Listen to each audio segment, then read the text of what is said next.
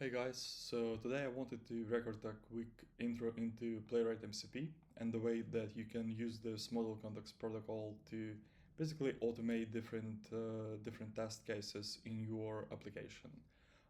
We will be using cursor tools as well, especially the repo command here to basically analyze the repository that I've chosen. And for the example repository, I've chosen Excelidro, which is basically a tool that lets you create different diagrams on the UI here. And specifically, I want to see how we can interact with the navigation bar here and see what actions could be performed by the Playwright MCP and how we can use it to basically create different test scenarios and understand the way that it could help us with the UI testing as well. Yeah, so let's dive into the repository itself. So I've cloned the Excelidro here. The whole Excelidro repository is a little over 6 million tokens. So this is a little too much for the Gemini to handle. So I decided to basically drill down into the components workspace here and see if it can analyze specifically the components themselves. So we can see that the amount of tokens for this components folder is 300,000, which is just enough for the Gemini to handle. And we can see that it provided us with a clear definition of some of the core modules here, core folders that contain some of the major components that Excelidro uses. And among the others, I noticed that we have this app.tsx file here, which is usually the index file for various front-end applications. So I decided to go right here, and I saw that we have the layer UI here, which is the component that basically hosts components that are available for us in the navigation bar there. So among the other components in here, I have found that we have the span mode button, lock button, and hand button, which are basically the components that are responsible for the navigation bar that you can see right here. So yeah, let's just went ahead. Let's just go ahead and ask Playwright MCP to basically do several quick interactions with the UI. It will open the browser, which we will quickly merge with the window here. And we can see that it basically goes through some of the actions that are available to it. It chooses a tool and tries to basically use those tools to create different things on the UI and basically does what it's told in the instructions, which are really vague.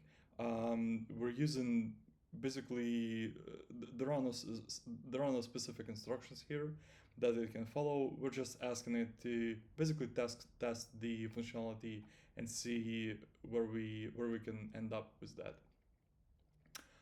It kind of quickly analyzes the UI, and while it does that, let's see what are the configuration for this MCP we're using.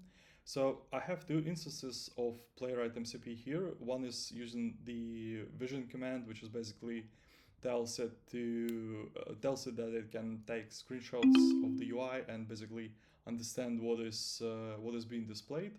The other doesn't, and the other really helps if you just need to cover your application with tests, and you don't really needed to analyze the UI and basically make an understanding of your application on its own. But the vision really helps there. So yeah, let's see what did we end up with. We can see that the MCP kind of has drawn a couple figures on the front on the UI here. It also gave us a quick summary of what it did and basically helped us with general overview of what is available to us on the UI here. So let's quickly remove that and go to our second attempt, which is a more refined prompt and some more refined instructions that we have given it. So we specifically say that we want to use the rectangle tool and an arrow tool to basically create different figures. So let's see how it does. Let's revert the changes that I've done previously, and we will see what this MCP ends up doing here. So yeah, we have the solid row here. Let's see. All right, so it basically started with the rectangle there. We can see that it tried to draw it. It tried to, yeah, it basically changes the background of it. As we can see, it has the rectangle selected, and probably it will soon transition to the arrow. Yeah, so it drew an arrow of some color there, and it tried to change it to green color. All right, so this looks great, and I have also asked it to create a test file at the end at the end of this attempt to basically show us what it has done and basically create a test based on this specific attempt. So let's see what it has created. Let's see.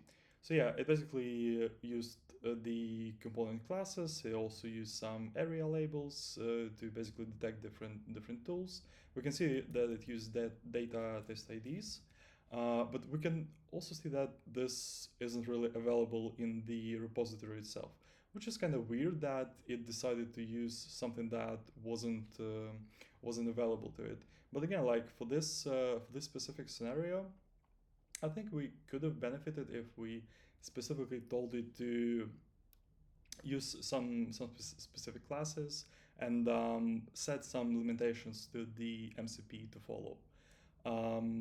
Let's see. So yeah, it also created an MD file, which, as it usually happens with Claude, it has a tendency to basically over deliver on the instructions. And yeah, let's go ahead and create a more sophisticated and specific set of instructions for the MCP to follow. Let's say that the local host at localhost 3000, which is basically where we host the application. I believe that it will also open up a browser there and allow us to see what it's doing on the front end. So yeah, let's see. It basically starts with doing just what we have told it to do. It uses the rectangle tool. It draws it of a green color. It gets a screenshot of what it has successfully done, and it tries to change the background of it. So the background, I think it has done properly there. Probably we should have just said that for the background to change, we should first select the figure there. Let's see if it yeah. So basically, it tells us that it tried to change the rectangle background, but it failed to deliver, and it clearly says that in this specific test wasn't really like created properly or like recreated properly on the UI. But then it says that we basically changed the color stroke to red, just like we see because this rectangle was green and the arrow then was red. And it created this new test, attempt number 2, which, as we have specifically said, it used the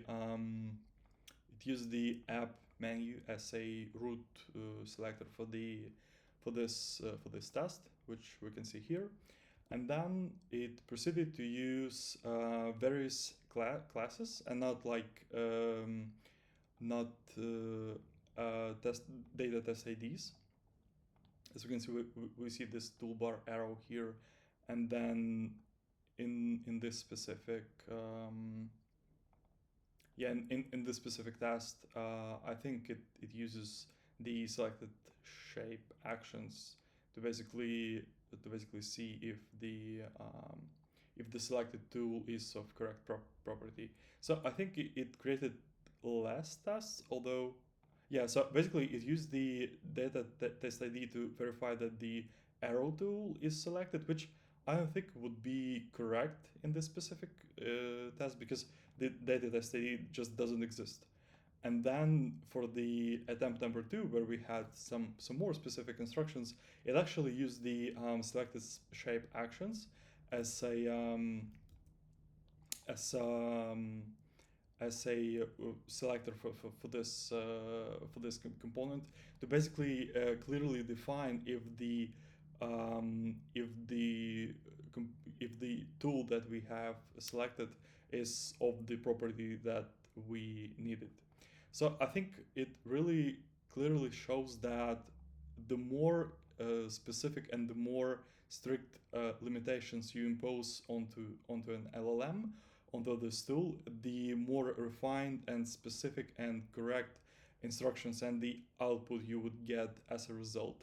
So I think it really shows us that we can utilize this tool to help us with creating different test scenarios and to automate the workflow. I think if you already have, because this specific repository doesn't have the Playwright installed, but if you had Playwright, if you had some sort of a test case already available, if you had the structure in place for some other component in this application, I think it would be really easy, I should say, for this specific tool to replicate and probably modify the test scenarios that it had, and to basically work on this navigation module and to automate the test there. Yeah, didn't select the right tool there.